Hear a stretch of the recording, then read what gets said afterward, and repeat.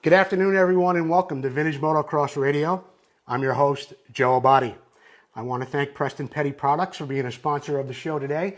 If you get a moment, go over and visit Preston Petty Products. They're, of course, on Facebook, Instagram, YouTube, all those great Preston Petty things that we always enjoyed as kids there.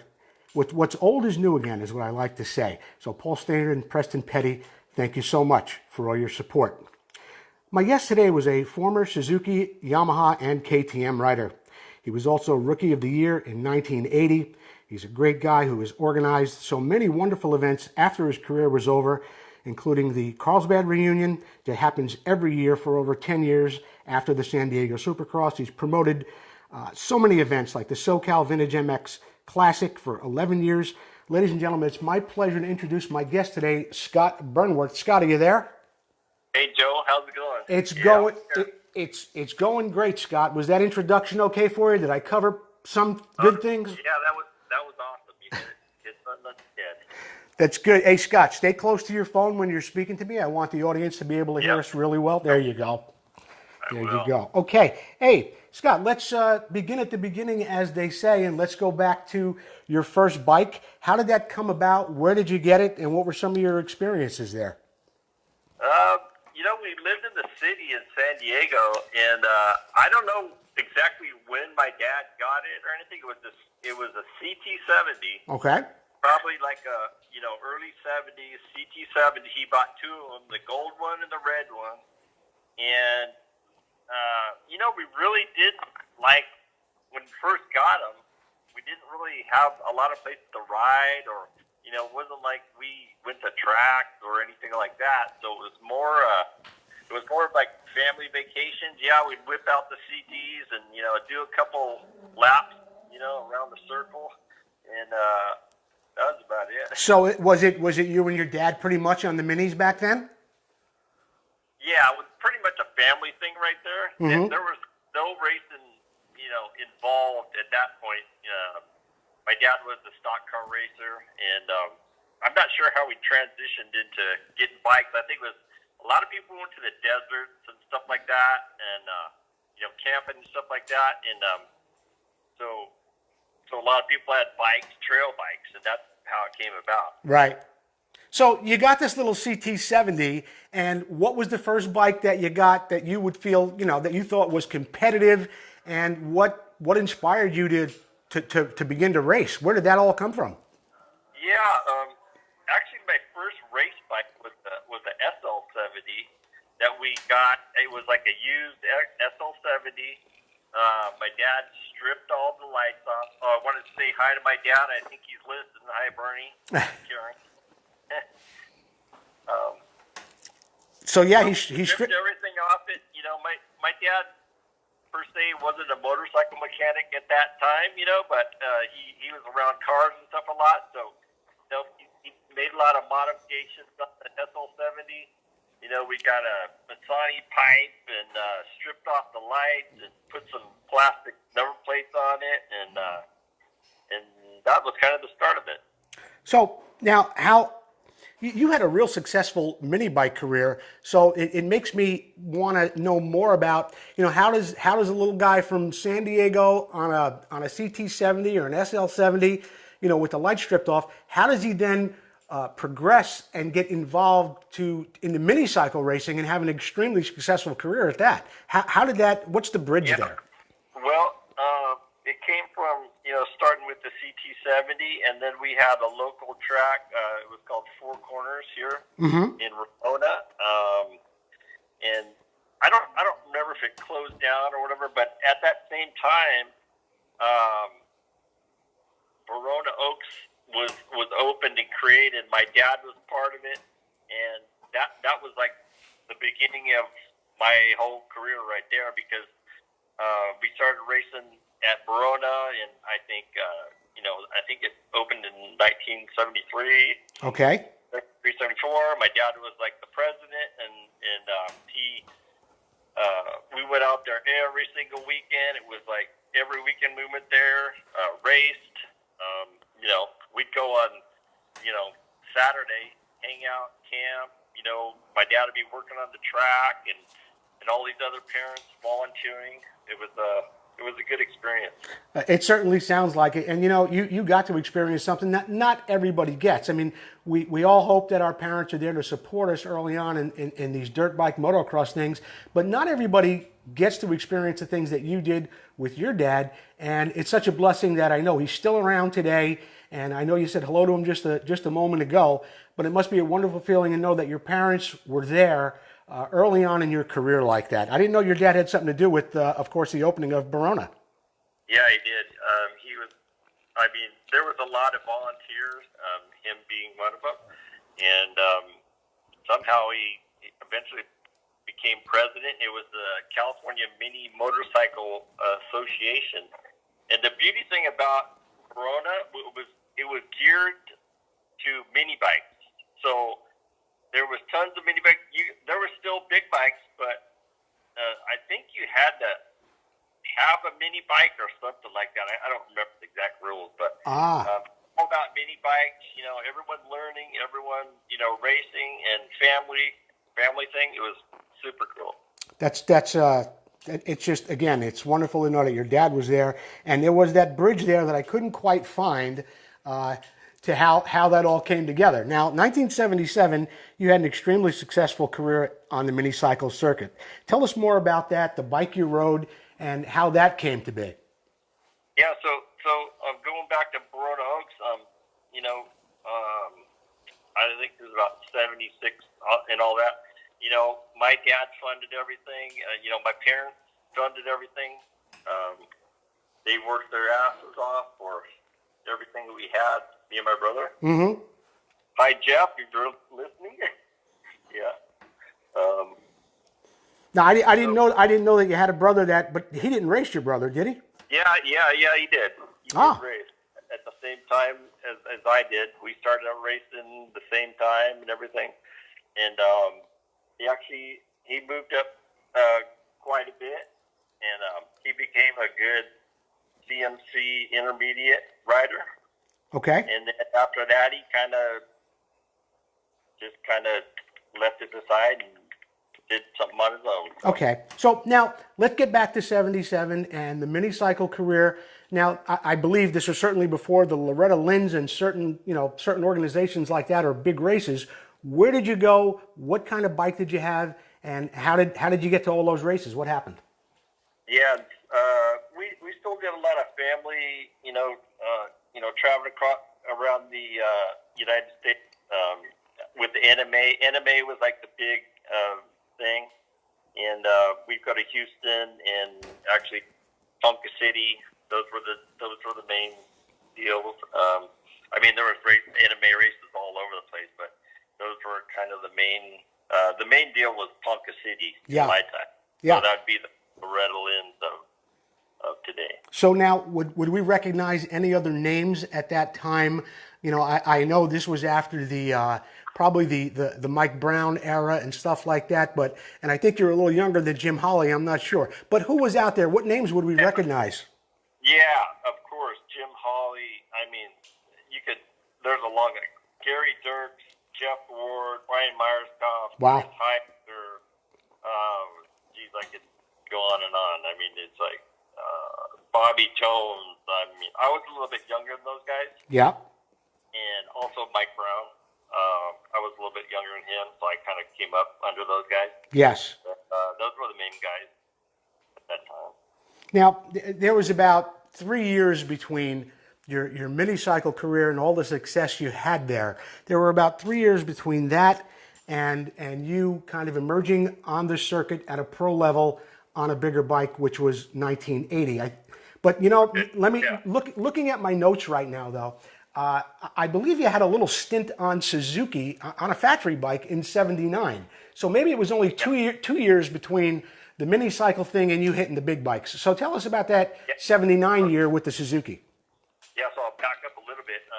Like in '77, I started riding R&D Suzuki, which they were like the support team for Suzuki. Yes. For me and all that. So I started riding the R&D Suzuki and for a few years, and then that transitioned into me getting the support ride through Suzuki, and that's kind of how it all like transformed into that. And then on the Suzuki, I rode my first nationals. It was a production Suzuki support, Mm-hmm. and then I think 1980, I believe. One of the guys that was riding, he had a factory ride, Pat Jacobson. He just got the factory ride. It was at Houston, and I still remember it. I don't remember the crash and all that, but he got his factory ride, and in his first race on the factory bike, he got hurt in that first turn, and after that, sadly enough, he got paralyzed. Oh. And, yeah, it was terrible. And that's what. So, Go on. So at the end, more towards the end of the season, Suzuki, let me use. I don't know if it was like his bike or whatever, but I got to ride the factory bike in a few nationals. So that was like kind of the stepping stone too. In '79. Yeah. Okay. Exactly. So then we come around to the Yamaha ride, which was in '80 or '81. No, that was 1981. Okay. So the Suzuki deal lasted through '79 and '80. Yeah. Yep, that's right. Okay. So 1981. Go ahead. Finishes later in 1980, and I got the attention of Yamaha. It's a funny thing. I'll tell you the story when I got the Yamaha. Yeah, we'd love to hear it, Scott. Take all the time you need to tell it. Yeah. So I had done pretty good at the later nationals, and on the Suzuki, I would start getting top tens or whatever. So Sure. obviously Yamaha was interested. And then at the end of that year, I don't know exactly how I got hooked up with it, but Yamaha asked me to come up, and it was Kenny Clark. Kenny Clark was the manager. Right. I go, and back in those days, I was, I didn't have an agent or anything like that. Mm-hmm. I was just everything on my own, and so I went up there, nervous as hell, and I sit down in Kenny Clark's office, and it was, I'm just beads of sweat going down. Well, I'm sure it's 1981. Are you even 18 years old yet? No, no. No, you had to be nervous. I mean, you're in there looking at signing a contract to race professionally for Yamaha, who at that time, we're talking about the Hannah Glover Bell years. We're talking about a pretty serious team. Exactly. So there you're in Kenny Clark's office, and you're negotiating your contract. How does that go? What happens? Exactly. Well, it pretty much went like this. Kenny Clark, if anyone knows him, he's kind of he's a little guy, but he's fiery little guy. Yeah. And at that time he was like the god of Sure. team managers. Glover, Hannah, all the team managers. Kenny Yes. Clark, whatever. So I get in there, and he's all he's like pretty mellow, and he's all we think you had some really good results, and you stayed on the same lap as like Barnett and Glover, and he was all excited about that. I'm like, what the heck? Yeah. I guess I did. He got some 6th places or something. Yeah. Guys were so fast. It was just like, hey, I stayed on the same lap. Hey, you're pretty good. Yeah. So, well, sure. that was kind of funny, but. And where does it go from there? I mean, you signed the contract with Yamaha, and now you're on the same team as Hannah, Glover, and Bell. Am I correct? Yep, and Brock Glover. And Glover. So now Yep. let me interject here for just a second, because I think a lot of the listeners are going to want to hear a little bit about this, and I'm not so sure I know the answer to the question myself. It's 1981. You're now riding. You're not on a YZ anymore. You're on an OW. You got a full factory ride, and you're with some of the greatest riders that are out there at that time. Is there a point to where They deliver these new OWs to you guys. You're all meeting at a track. You all have an opportunity to see this bike, and you're all riding together. How does that disbursement go of where you're a young factory rider, you get this amazing bike. Who sees you get it? Who's there when it happens? Yeah. What's funny about then, we didn't get to practice. Well, I don't know. At least I didn't get most of the guys didn't get a practice on the works bikes. Right. And I believe, if I'm not mistaken, they'll have like a press, launch or whatever. So they'll do photos and whatnot. And then, so you go to, I forget where the track was. I think maybe Kehoe was with me too. So we get these new bikes, and it's just like, oh my God, we're riding. They did give us production bikes to practice on, but I mean, back then it was just like these bikes were insane. This is a factory bike. This is all handmade. Right. Aluminum tank. Every piece on it was handmade. It was just like, oh my God. Scott, I better do good now. Scott, yeah. Listen, stay close to the phone. I don't want, I want everybody to hear everything you have to say. Yep. So now, when you get the bike, where are you? And are any of the other riders there with you? Yeah, I totally don't recall that moment. Okay. But I don't think it was a group thing. Like I remember them coming down to Hamul, where I live now. Yes. And went out to some field, and some guys shooting photos for press, and that was pretty much, when I got to see the bike and ride it, and just kind of shake it down for the photos. So it really seems so. What's the word I'm looking for? It seems like such a minor thing to go on for such a major thing to be happening in your life. I mean, you're going from the mini cycles to a production bike to a brief stint on a factory Suzuki, and you land a Yamaha contract, and then you're in a field in Yamul with some guy taking pictures of you, and this bike is...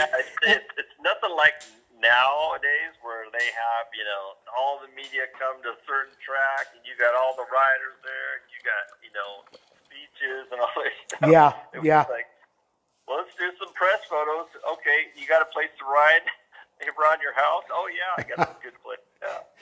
And that was it. Mm-hmm. Now, yeah, it was pretty fun. You were talking about your dad, the burner, the original burner. You were talking about him a little bit earlier when we were talking here, and he was a race car driver in the '60s. Yeah, he was at Elko, mostly at Elko Speedway, but all around Southern California. Did you ever have any desire to go in that direction? Was that ever on the table? No, not really. I never really thought about it. When he raced, we'd all go to the races, Saturday night and whatever. We'd be running around under the bleachers and just doing kid stuff, and he's out there racing. Yeah. And so I had no inclination to be a car driver or anything like that. Okay. So let's go back a little bit here with the Yamaha thing. Tell me more about your mechanic at that time and what your relationship was like with him. And I'll tell you why I asked this. I know, from speaking to Brad Lackey, Marty Smith, a few guys that, we're all friends with, so much of their feedback goes into the bike, and they tell the mechanic what's right, what's wrong, where to move, the slightest little thing. Who is your mechanic? What is your relationship like with him? In 1981, my mechanic was Tom Boland. He was in Yamaha for a few years. Right. Rex Staten was probably the rider he had previous to me, and so he was my mechanic. Great guy. He lived up in Oregon, and he had a plane, all this stuff, and like he was a great mechanic, just a good guy. I mean, back in those days, yeah. The guy, they had a parts truck which had all the works parts and stuff like that. Mm-hmm. And I don't think it wasn't quite as extensive as today. The way they do testing, they have a guy for the motor, they have a guy for the suspension, everything. Right. much. I don't want to say just a parts changer, but they did everything on the bike. It was just like, and then a lot of the setup came from the factory. It's like, okay, we want to try this pipe, so we go to some test track in wherever, maybe near the National, and test this pipe or suspension or whatever. Mm-hmm. So it was kind of like that. Did you feel like, what kind of pressure is on you as a young racer telling this mechanic? Because, I mean, I would be thinking to myself, this guy knows a whole lot more about this bike than I do, but I'm the guy that's riding it. So when I tell him to do something, I don't know if I'm second guessing myself, but I would be wondering if I'm making myself clear, or maybe I'm not maybe I'm not doing something in the way I'm riding. How does that work out? I would have considered myself not a great test rider. Okay. Because I'm the kind of guy that will ride the bike, and if it feels good, then I'm good, and I'm comfortable on it. If it's not, I had a little bit of hard time, pinpointing. Oh, is this the rebound on the fork? Is this the rebound? Okay.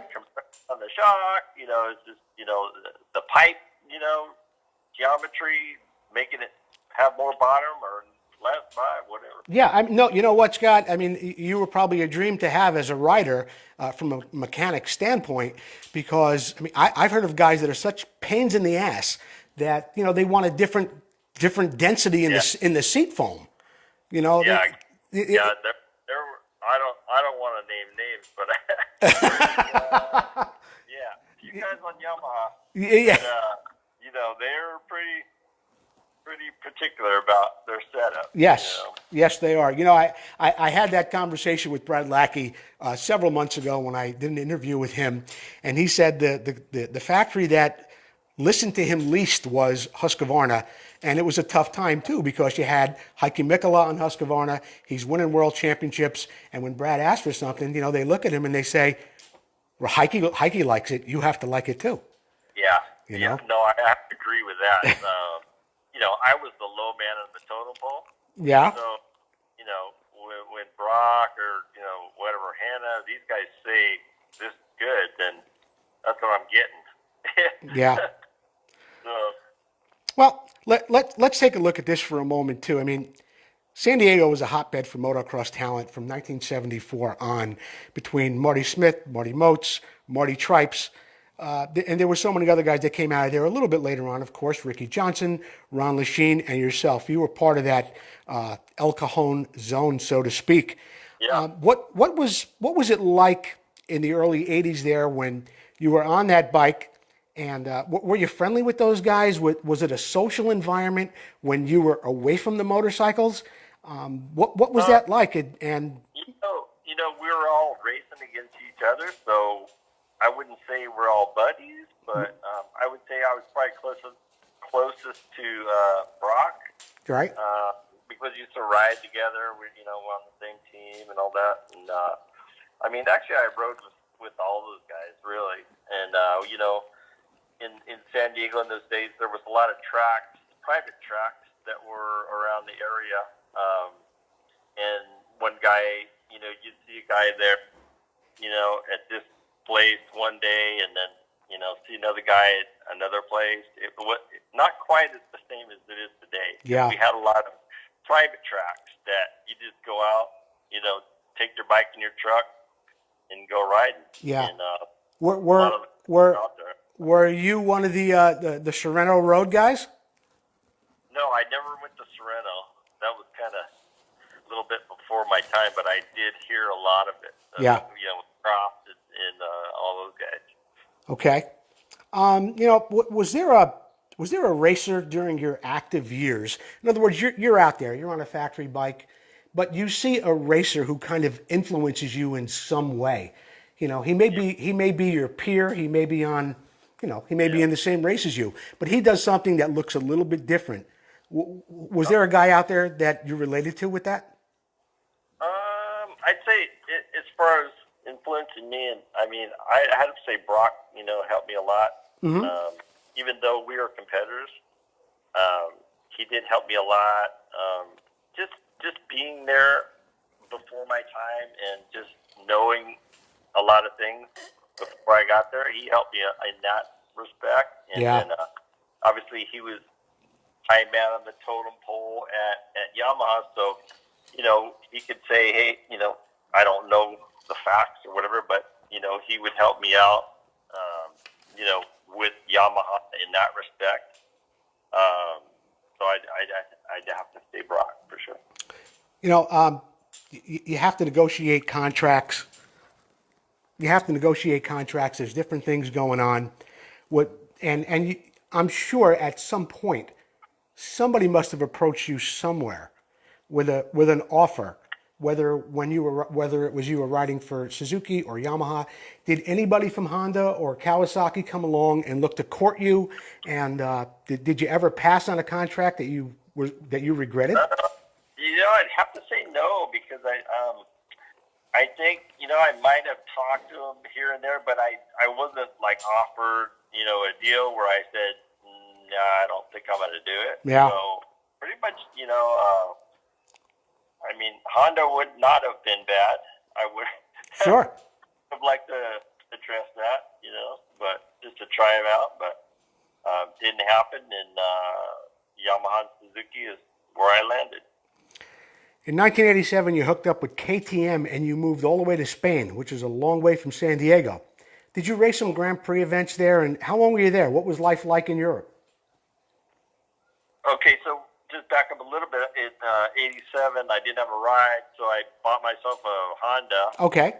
And went to Anaheim, and I took it to Pro Circuit. Mitch dialed the bike in for me. It was a really nice bike, fast, whatever. I didn't have another training bike, so that kind of hurt me a little bit. So I show up at Anaheim. I don't know exactly what I got. I don't think I even qualified. But at that same race, these guys they were the distributor of KTM in Spain, near Barcelona, and they were looking for a rider for the Spanish National Championship. So I didn't have a ride, so I'm like, heck, why not? I got nothing else to do. Sure. Like it wasn't big money or anything, but it's like, hey, I had my own place. I had a little car to drive around. It was like, I'm young. I'm like, yeah, I'll do it. I'll check it out. And when you get to Spain, there's got to be a language barrier. Where do you live? Where do you practice? What's your daily routine? It was actually pretty cool. It's a little town called Manresa, about 40 minutes inland of Barcelona. Okay. And they had a shop there, which is, it was a shop. It was, they were the distributor, but it was like a large shop. Okay. And so it was a really tight little town, really cool, cobblestones and all this stuff. And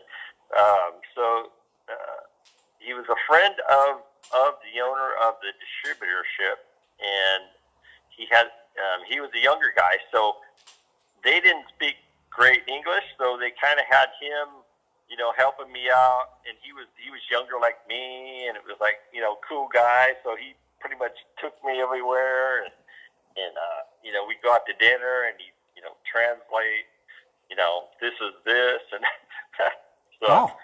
It was a learning experience for sure. So now, Scott, what Grand Prix did you race when you were over there for KTM? What class did you ride? Well, mainly I rode the Spanish National Championship. Okay. That's what they wanted me to do. And then I did go to a couple of GPs. I think I went to one in Belgium, and I went to one in Portugal.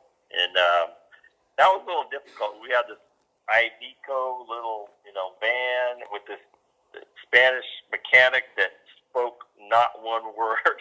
Yeah. So here I am in Belgium, it's raining, freezing, and I'm like homesick as hell. And I'm like, oh man, I gotta go back to Spain.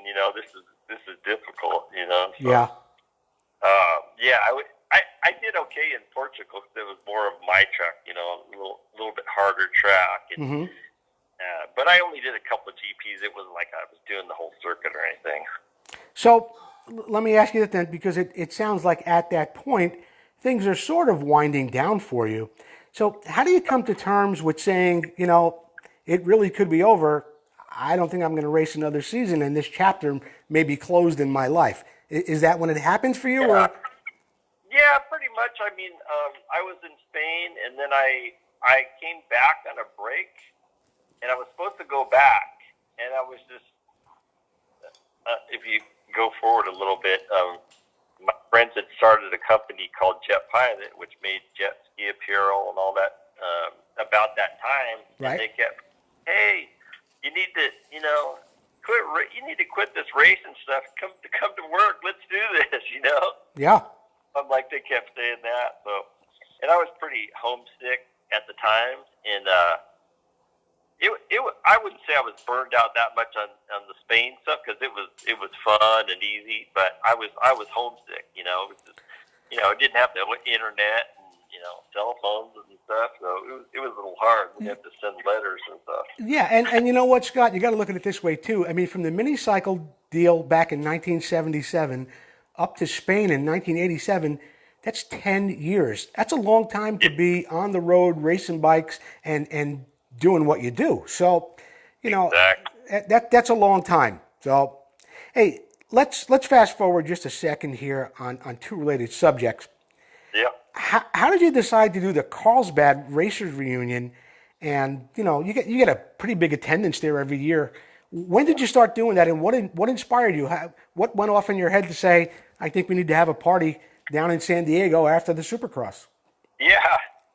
I don't know exactly what I thought it would just be a cool gig because a lot of things are like geared around races and stuff, and a lot of the guys don't race anymore. Mm-hmm. So they feel left out or whatever. And there were so many people that raced and started at Carlsbad from so many years. I mean, from my age to older guys. I don't know. Carlsbad opened up in the late '60s or whatever, or Yeah. early, whatever. But I just thought it'd be cool to gather at a place like a brewery or something like that, have some bikes, and just invite. I do it after the San Diego Supercross because I could get some of the more famous guys like DeCoster. Maybe Yes. they would buy for a little bit, and these were guys that all these guys idolized and looked up to, just like myself. Yeah, and you get a great turnout there every year. I've seen Jeff Ward, Sebastian Tortelli. I've seen, and when you say guys that were long before, your career had began, you had Lars Larson there. I've seen Torsten Holman there. I've seen years where nobody could fit in. You had it at one microbrewery one year where all the people couldn't possibly even fit inside. But the problem was the brewery wouldn't let them go outside with the beer. Yeah, that was the problem. Yeah, we had to move it, and we've been here a few years, and it's worked out great because we can. If it's one of the big things is the weather too. If it's raining, we got to be able to get out of the Sure. elements. So it's kind of cool. We have the bikes in a different place, and everyone can keep dry and stay inside. Right. Hey, you're still racing. You're active in vintage racing, and Yep. you're still quite fast. So what inspired you to give that a shot again? Was it because vintage racing became popular, or you just felt a desire to go back? How did that all fall into place? I just want to make one note. Go ahead. I have to thank my wife because she does so much for the events, and love you, Deb, if you're listening. I'm sure she is. She does so much for the events and for myself. So Yeah. Thank you much. Yeah. So you're racing. When did you get back into vintage racing? I had quit riding or anything for maybe, 7 or 8 years. And I think one of the first races was like in the 90s maybe it was a Cal VMX race at Carlsbad. It was like on the upper track. Right. And some guy said, "Oh, why don't you try my Elsinore?" And I'm like, "Okay, I'll give it a shot. And I went out there, and it was pretty fun. So after that, I kind of got hooked on it a little bit, and I actually bought myself I think it was a 75 or 76 Elster. Kind of fixed it up a little bit, and that was kind of when I started racing vintage bikes. Now, there's so many pictures of you all over the web, a lot of them riding OSAs that have been prepared by Keith Linus at Planet OSA. Tell us about Keith and some of the bikes he prepped for you. Yeah, so when I started vintage racing after I got rid of the Elsinore because it was not the best bike. Well, and I've known Keith for a while, and somehow I got hooked up with him, and he had a bunch of OSAs, and I tried them, and they're incredible bikes, and I started racing it, and to this day I don't ride it as much these days, right. but it's an incredible vintage bike, and he does a great job with them, and yeah, it was a good time on those things. Now, it would only make sense because obviously you started off in 1977 on the minicycles, but you were a bit more of a long travel racer by the time 1980, 81 came around. So now I see you ripping it up pretty good on some Gary Faxon Suzukis. What's going on there? Yeah, so a few years back, I don't know, I was at a vintage race in Arizona, and I saw this 1987, RM125 there, and the guy wanted, whatever, 600 for it, and I go, hey, that'd be kind of cool to fix up and do. Mm-hmm. So I bought the bike, and it took a while because I wouldn't consider myself, a great mechanic or bike builder or anything like that. So it sat a long time, and so I'm like, did some work on it here and there, and then after a while I was talking to Gary. Actually, Gary, he still races, and I used to race against Gary when I was on the OSA. He had some CZs, and he said something like, "Oh, I wouldn't mind putting that bike together for you or whatever." And I'm like, "Okay, that'd be cool," Sure. So that's kind of when it started. Gary's been taking care of Suzuki's for a few years now. Does a great job. Thanks, Gary and Ronnie. And I love the Suzuki's. They're a little bit more forgiving than the vintage bikes. Right. Yeah. When you get older, a little more suspension. It's easier to. And then I'm a Suzuki guy. And I've kind of, I kind of just get into that, seeing how I was a younger guy, on Suzuki's and grew up on Suzuki's. I'm kind of a Suzuki guy. Yes. Well, Scott, I promised some of the listeners I'd pick out a couple of questions that I would ask you, and a lot of them came in, and I picked the best three that I thought. The first one comes in from Dennis Cox. What was your motivation to continue to reemerge on the vintage MX scene and keep racing?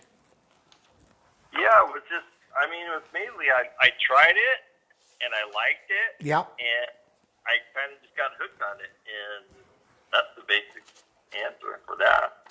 Now, there's also a gentleman named Sean Hammer who sent me a question. It says, being you're still active on the SoCal vintage MX scene, have you ever considered starting an MX school? I guess we all toy with that, being ex-racers and stuff, but some are better than others at that, and I would consider myself probably a better racer than I am a teacher.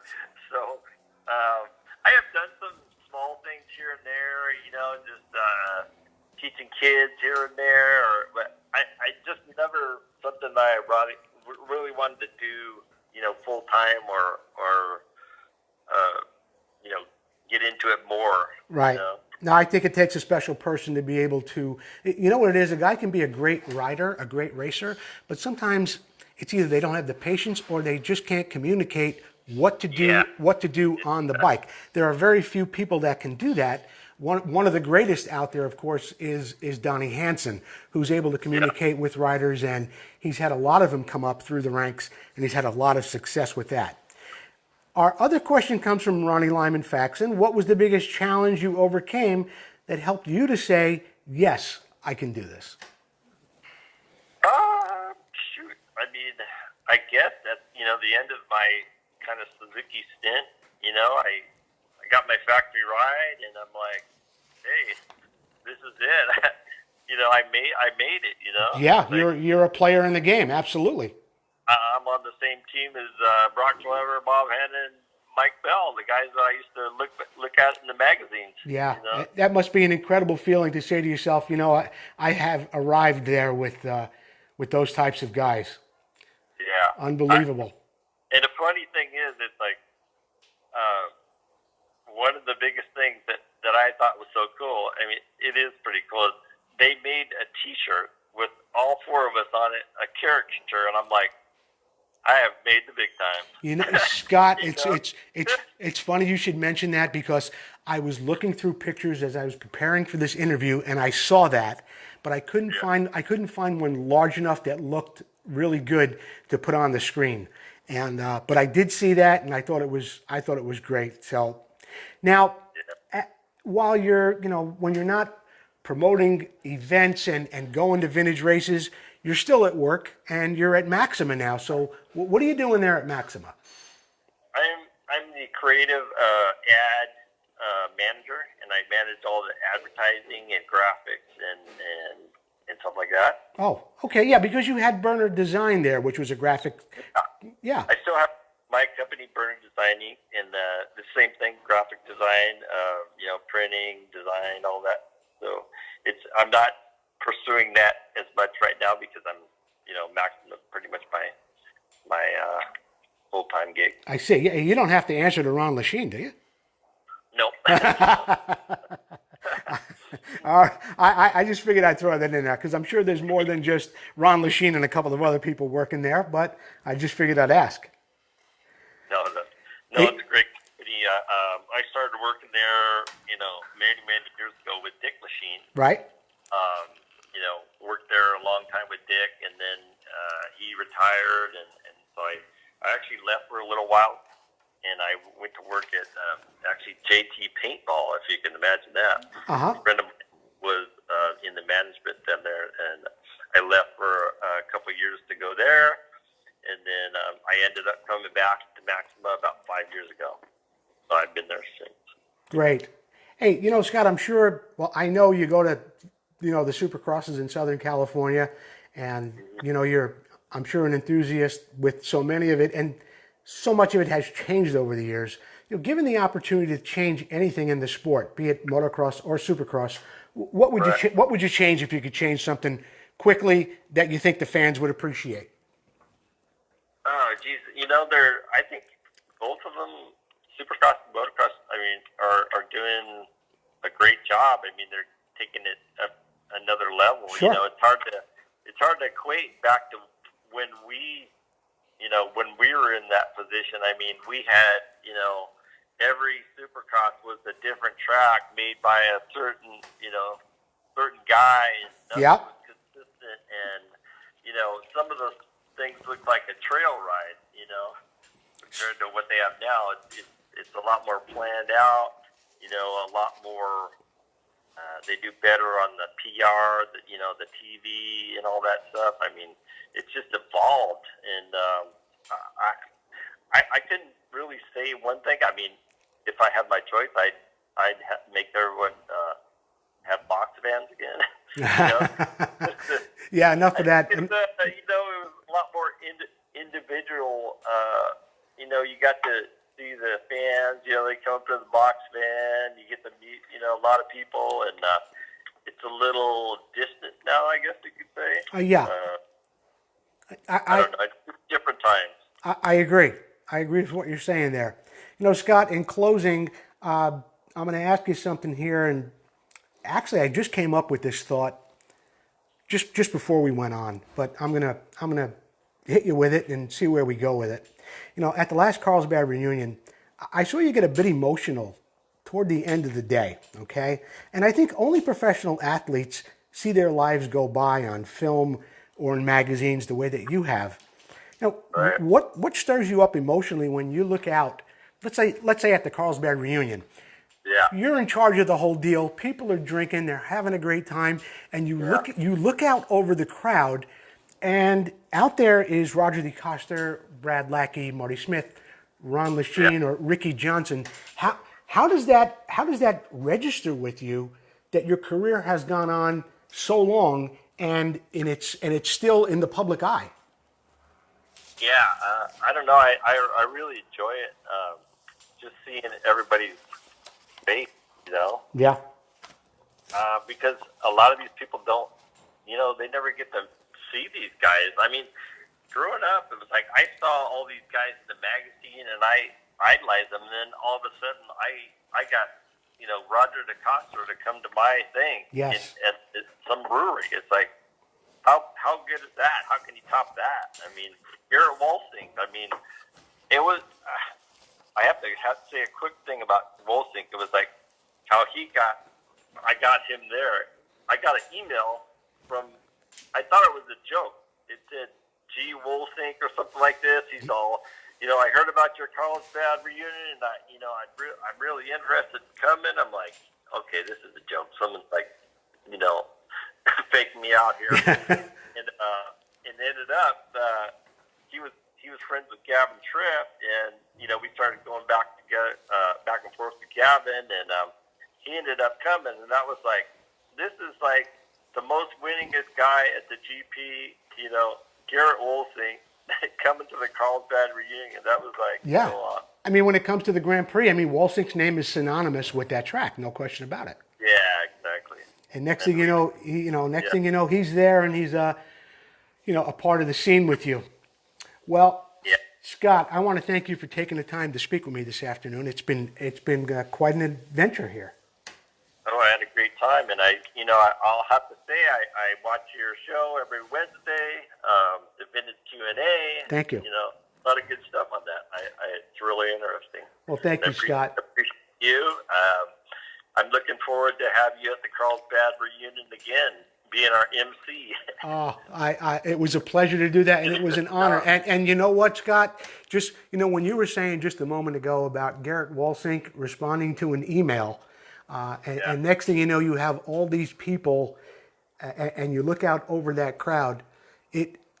You can only imagine what it is for a guy like me who was not a professional racer, didn't really make his mark in the industry as a racer. And when I get to go to an event like that, fortunately a guy like you puts on, and I get to talk to Garrett or Roger or Brad or you or whoever it may be, you've really opened up an avenue there for so many guys to get close to their motocross heroes, legends, whatever you want to call them.